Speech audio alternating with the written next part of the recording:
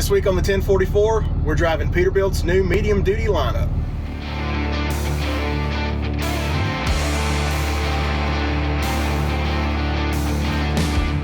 Hey everybody, and welcome to the 1044, a weekly webisode from the editors here at CCJ.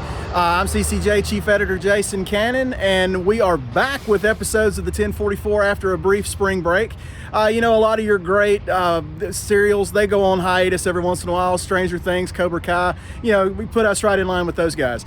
But here we're back here. We're driving Peterbilt's new refreshed and I guess really reinvented medium duty lineup. We've got 4 trucks, and I'm about to hop in this pretty wide one right here, and I'll catch you guys here in just a few minutes.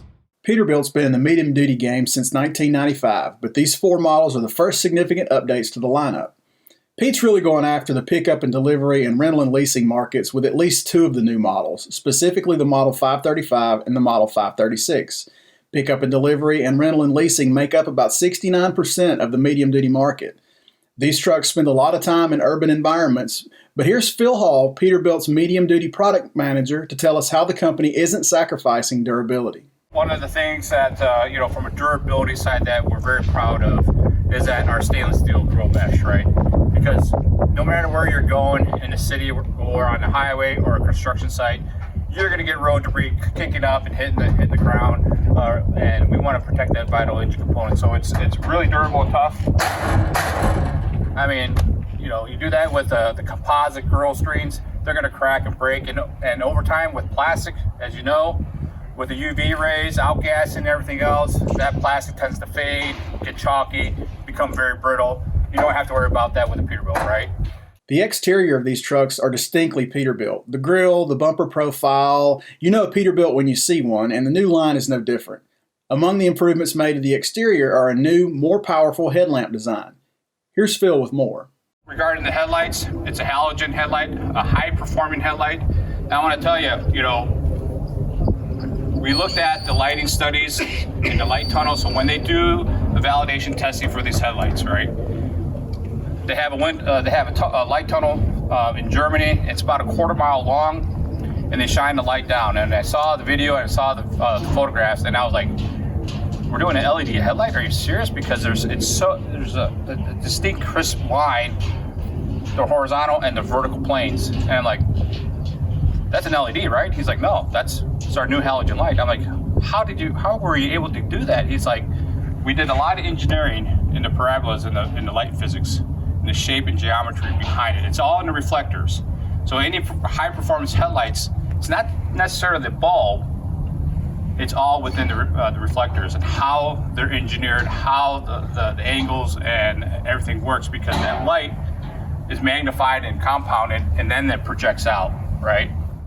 Serviceability can often feel like an afterthought in truck design, but that's not the case here. Phil tells us more about that. If you were to go to our old model, the 330, the pull effort to open up the hood, 64 pounds. The hood pull on this one, 12 pounds, 2 fingers. And that's what I was talking about, productivity, right? We wanted to make sure that the hood, even with the hood pull effort, when your guy who's servicing it, pull it open, it's that easy. Instead of trying to leverage him, putting his foot on the bumper. And I've done that multiple times, especially in the cold, wet, and snow conditions. You put your boot on there and you slip and you hit your shin. It's not a good start when we're trying to fix the truck, right? So we made a massive improvement. Additionally, from a safety standpoint, high winds and everything else doesn't go down, right? So we have safety lock features. It's a cylinder here, and to release it, done. Goes right back down. And you're not like, "Oh my gosh," right?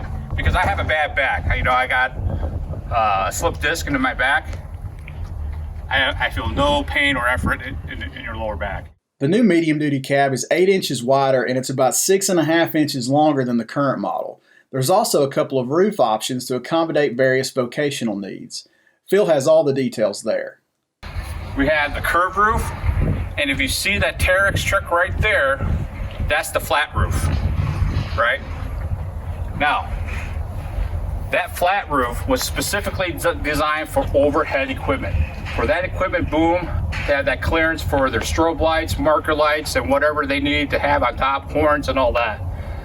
So what we did was we lowered that cab 3 inches lower to the rail. And then we created a flat roof. Now here's the beauty of it. That flat roof, if you were to go in our current 330 truck with a curved roof, it has the same headroom as that flat roof. Then if you want 4 inches more headroom, you get the curved roof. Now, even with that flat roof, you can get a storage pocket in the header. That's pretty amazing, because usually with flat roofs, there's no real estate to put any kind of storage in here. And one of the things you're going to notice when you get in here, multiple vast amount of storage. We have 4.6 cubic feet of storage, best in class, best in the industry. The uniqueness of the medium duty segment can make truck design feel like a moving target. Your local Amazon delivery person may be driving a 536, and that same model will probably become a familiar face on construction sites. Here's Phil again for more details on the rugged cab, and I also have some thoughts on the technology enhancements. When I talk about the quality and durability of our cabs, this cab is all aluminum, the firewall steel, and then the structure is extruded aluminum. And so it's a very solid, tight fit. Now, when you get in an interior, and why it's important, because over time, with any type of plastic, with the heat and temperature, plastics expand and contract. And every time those Tinderman clips, they move and all that, over time, they're gonna start squeaking and rattling. So that if the parts are shifting and moving around, that's because of the bone structure of the cab. So our cross member beam is mounted to a solid structural cab, and then what that does allows for tight fit and finish and to the quality and durability. And as well as you got a solid cab, no rattle, no squeaks, but also it shuts very nicely. No other cab can do that. You slam another cabs out there, you're gonna hear a tinging or rattle. You may recall when Peterbilt refreshed its 579 several weeks ago that there was a 15-inch digital display that featured fairly heavily in the instrument cluster, and actually it serves as the instrument cluster. You know, here in the medium-duty lineup, it's a little bit different in that centered is a 7-inch display with the analog gauges to each side. The instrument cluster, the digital portion of the instrument cluster, it works fairly similarly as the 15-inch one does. It's selectable. I can go through there and find whatever information I'm looking for. There's my ADAS, trip summary with my fuel economy, my idle time and such. And I can even customize what I want it to show me and when I want to see it. So it does have a very automotive feel in a medium-duty truck. In all, I found Peterbilt's medium-duty lineup to be a nice blend of brains and brawn. It's tough enough to batter its way through a work site, but there's plenty of finesse built in to make a rigorous stop-and-go delivery route feel less taxing. With the new Packard TX8 fully automatic transmission, there's a potential 5% fuel economy boost, which makes a business case for fleets who are interested in squeezing a few more MPGs out at the bottom line. And that's it for this week's 1044. You can read all about Peterbilt's medium-duty lineup here on ccjdigital.com, and you can find the 1044 each week on CCJ's YouTube channel. If you've got any questions, comments, criticisms, or feedback, please hit us up at 1044trucking@gmail.com or give us a call at 404-491-1380. And until next week, everybody stay safe.